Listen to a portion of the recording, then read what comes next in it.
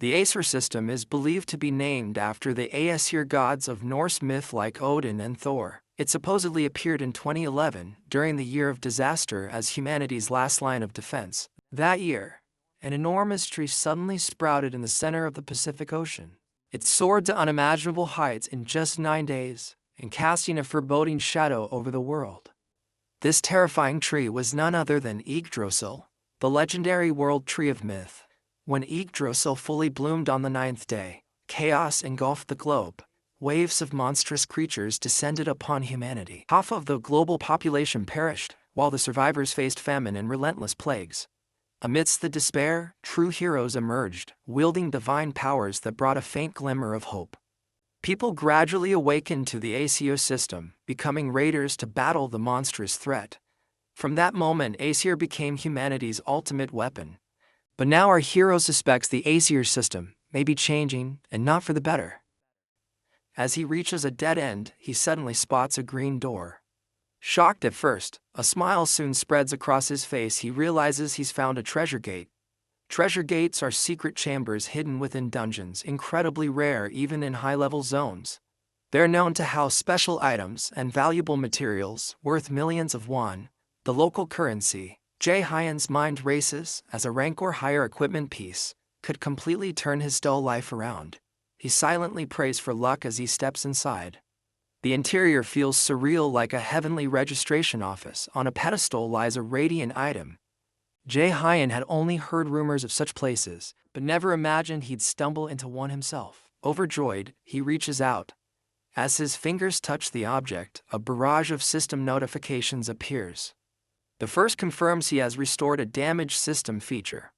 The second reveals a newly discovered item. The third invites him to view the item's details. Grinning, Jae-hyen believes his prayers might have been answered. The item turns out to be Odin's lost eye, a mythical ranked artifact. This legendary item, once sacrificed by Odin at Mimir's well for wisdom, grants its wielder access to rune writing and the ability to reverse engineer or destroy magic. It's the only mythical ranked item in existence, and once equipped, it becomes permanently bound to the user. The eye shines so brightly that Jae-hyen can't look directly at it. As he checks the system panel, he learns about its active skill, absolute calculation, an X-ranked ability that deconstructs and neutralizes magical structures. The mana cost depends on the rank of the magic being destroyed. Mastery of rune magic allows the user to wield full-powered magic without incantations. It also enables the use of blank cards to copy opponents' abilities. The eye is a powerhouse, but Jae-hyen, practical as ever, decides to sell it. The potential profit is in the hundreds of millions. No more grunt work or meat shield duties. However, he's tempted to try it on just once. But the system immediately warns him, once equipped, it cannot be removed. Knowing he's already past the prime age of 20 for using such gear effectively, he chooses not to wear it. After this fortunate encounter, he returns to his party.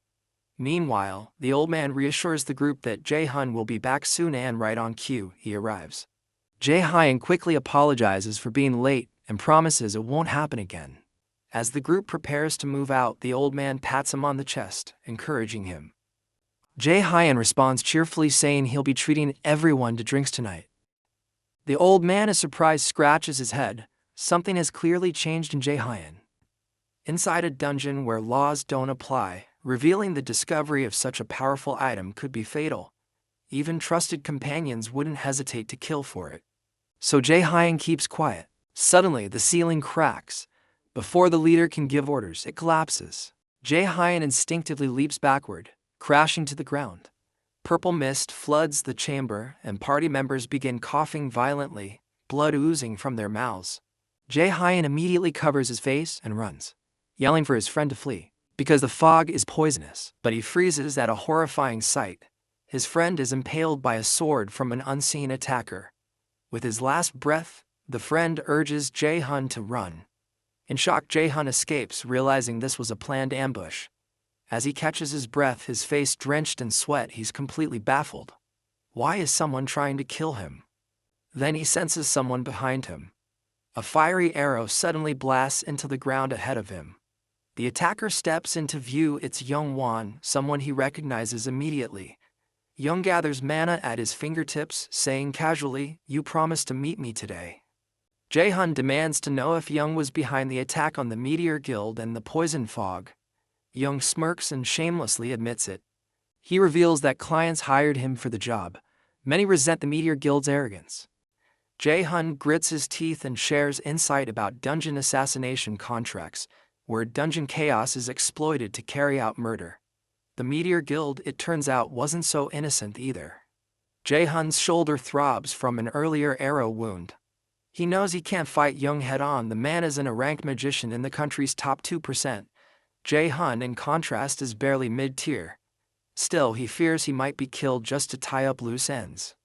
As a sense of justice stirs within him, especially for his comrade Manhwa, Jae-hun knows now isn't the time for reckless moves. He promises not to tell anyone. But Young ignores him and attacks again, firing chains of flame. Jae-hun barely dodges but gets grazed. 1 second slower and he'd be dead.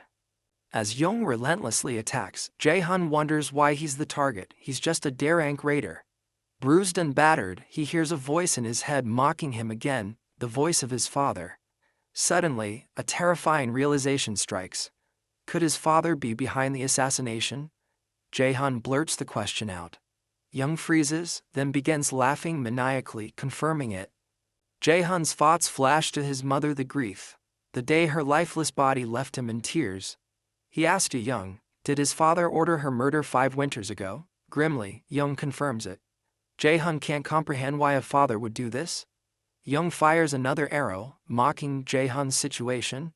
He conjures several more fiery projectiles, preparing to end it. But Jae-hun activates Odin's eye. The confident smirk on Young's face vanishes. Magical energy surges inside Jae-hun, growing rapidly. Young panics. He launches a fire arrow, expecting Jae-hun to flee, but it disintegrates mid-air. The eye has fully awakened. The system confirms it. Jae-hun smirks, feeling the power coursing through him.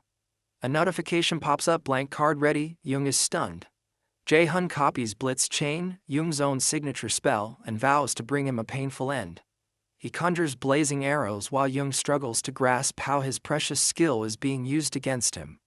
Despite trembling, Young warns that taking him down won't be easy. Jae-hun confidently unleashes a barrage of arrows. Young retaliates, but Jae-hun holds the upper hand. As Young tries to escape, he prepares a massive blitz chain attack, but Jae-hun counters with absolute calculation, erasing it effortlessly and sending his own arrow flying. Young hastily throws up a magical barrier, but Jae-hun disintegrates that too. His arrow hits its mark. As the dust settles, Jae-hun approaches the defeated Young-won, who now begs for his life.